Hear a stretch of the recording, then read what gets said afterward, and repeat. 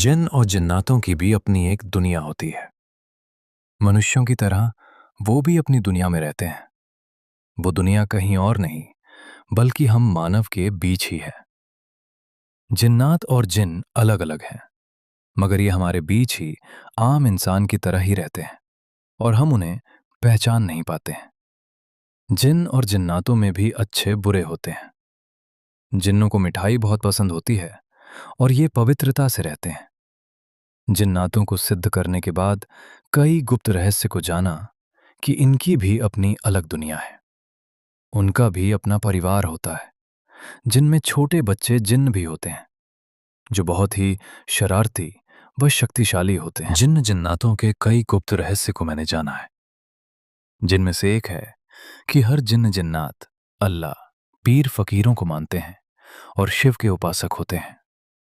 जो गुप्त रहस्य मैंने शक्ति व शोध के माध्यम से जाने हैं।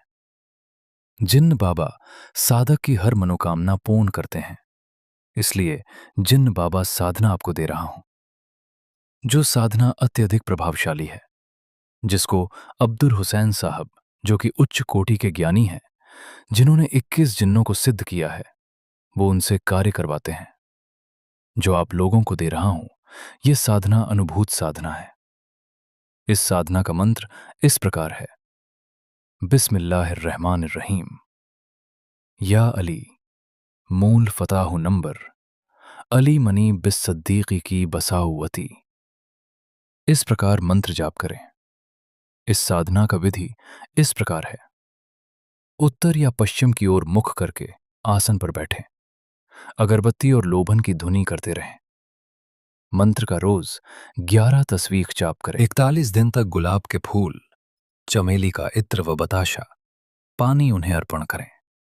यदि 15-20 दिन में उनके दर्शन हो तो उनसे वर मांग लें कि जब याद करूं तो आप आओ, आप मेरी मनोकामना पूर्ण करें। परंतु साधना 41 दिन तक करते रहें। साधना सफल होगी, परंतु शक्ति का दुरुपयोग न करें, अन्यथा साधक को परेशानी होगी। एक और विधान है, होली या दीपावली, ये 2 समय में 3 दिन में ही सिद्ध कर सकते हैं इन्हें मात्र। 3 दिन का विधान है इनका।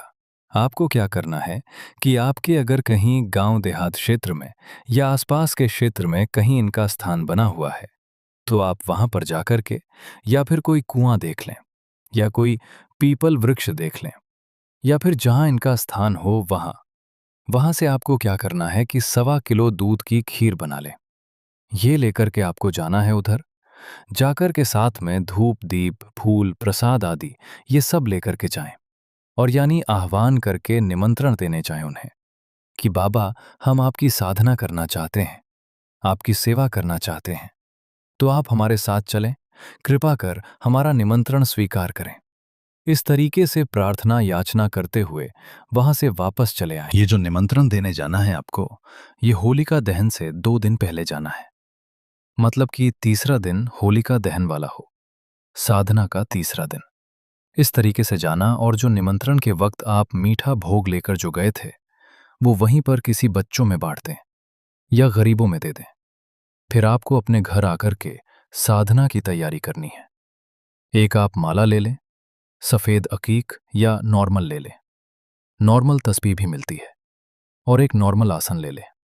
जो लिबास रहेगा तुम्हारा, वो सफेद कलर का एक साफ सुथरा लिबास पहले से ही धो करके तैयार रखें। अब आपको एक चौकी पर एक हरा आसन लगा करके और उस पर सरसों के तेल का दिया लगाना है। फिर उसके सामने फाहा रखें, यानी इत्र का, फूल माला और 5 मिठाई के पीस और 5 बतासे, 5 लौंग के जोड़े ये रख करके और एक पानी का गिलास और 5 अगरबत्ती या फिर आप लोबान की धुनी करें तो ज्यादा बेहतर होगा साथ में।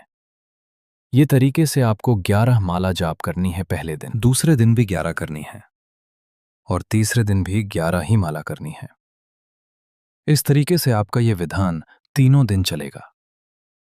अच्छा, अब इस बीच में क्या आपके साथ होगा कि जैसे कि आप जाप में बैठे हैं और आपकी चौथी 5वीं माला से आपको ये संकेत शुरू होना हो जाएंगे। जैसे कि आप जिस दिशा में बैठे हैं, आपको ये महसूस होगा कि आप उस दिशा से घूमने लगे हैं, दूसरी दिशा में पहुंच गए हैं। या फिर दूसरे दिन आपको ये महसूस होने लगेगा जैसे सवारी का एक मौसम बनता है या कोई सवारी आने वाली है, सर पर कोई चढ़ने वाला है, इस तरीके से होने लगेगा। तो आप उस वक्त में अपने आप में काबू रखें और घेरा लगा करके साधना होगी, ये विशेष ध्यान रखें। तो ये तरीके से साधक के साथ में हरकतें होना शुरू हो जाती हैं और सपने में भी काफ़ी यहाँ वहाँ के पीराने के और भूत जिन्नों के ख्वाब दिखना शुरू होते हैं। तो ये तरीके से आपको आवाज़ होना शुरू हो जाता है। और भी आप जब रात्रि में सोते हैं तब भी आपको पीराना टाइप का दिखाई देना और भी काफ़ी यानी अजीबो-गरीब चीज़ें दिखाई देती हैं। तो इस तरीके से आपके साथ होने लगे तो आप समझ लें कि आप साधना में सही चल रहे हैं। बिल्कुल, और सटीक खींचते रहे हैं आप। तो दर्शकों, इस तरीके से ये साधना विधि करनी है।